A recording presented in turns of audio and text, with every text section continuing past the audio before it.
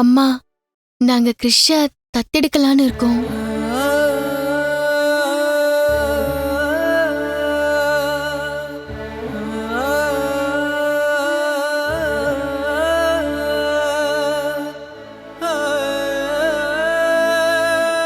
மா, என்னம்மா அமைதியா இருக்கிறீங்க?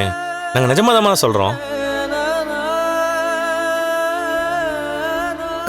இல்ல முத்து, திடீர்னு கிரிக்கெட். இல்லைம்மா, கொஞ்ச நாளாவே நாங்களும் நினச்சிட்டு தான் இருக்கோம். அதுக்கான நேரம் வரட்டும்னு நினச்சோம். ஆனால் இப்போ என்னடனா உங்களுக்கு உடம்பு சரியில்லாமல் போயிடுது. உங்களை பார்த்துக்கிறதுக்கும் ஆள் இல்லை, கிறிஷை பார்த்துக்கிறதுக்கும் ஆள் இல்லை. எங்களுக்கு அவனை ரொம்ப பிடிக்கும்மா. நாங்கள் அவனை பத்திரமா பார்த்துக்குவோம்மா. அதுக்காக உங்களை தனியாக விடுறோம்னு நினச்சிடாதீங்க. நீங்கள் கிளம்பி பாட்டி ஊருக்கு போயிருங்க. பாட்டி உங்களை பத்திரமா பார்த்துக்குவாங்க. இல்ல முத்து, அது எப்படி? அம்மா, நாங்க ஏதோ கிறிஷ் மேல பரிதாபப்பட்டெல்லாம் இப்படி கேட்கல. அவனை முதல் தடவை பார்த்ததுல இருந்தே அவனுக்கும் எங்களுக்கும் ஏதோ ஒரு பந்தம் இருக்கிற மாதிரி என் மனசுக்கு தோணிக்கிட்டே இருக்கு.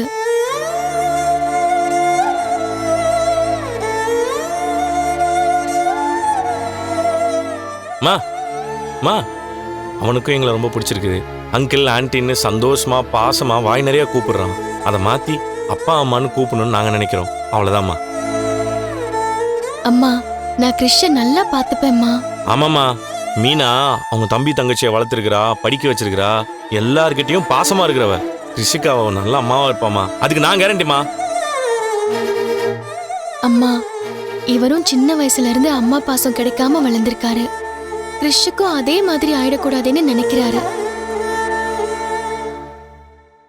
ஒருத்தர் மேல பாசம் வச்சுட்டா அவங்களுக்காக என்ன வேணாலும் செய்வாரு. கிறிஷுக்கு ஒரு நல்ல அப்பாவா இவர் இருப்பாருமா.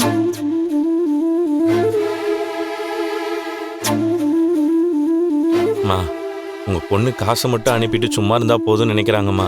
அவங்க கண்டிப்பா வருவாங்கன்னு எனக்கு தோணலம்மா. கிறிஷோட எதிர்காலம் நல்லா இருக்குன்னு நாங்க 2 பேரும் ஆசைப்படுறோம்மா.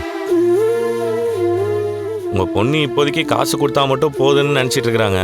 ஆனா காசு கொடுத்தா கிறிஷுக்கு எப்படிமா அப்பா அம்மாவோட பாசம் கிடைக்கும்? நாங்க அவனை பத்திரமா பாத்துக்குவோம்மா. நீங்க பாட்டி ஊர்ல போயிருங்க. எப்போ வேணாலும் நீங்க அவனை வந்து பாத்துட்டு போங்கம்மா.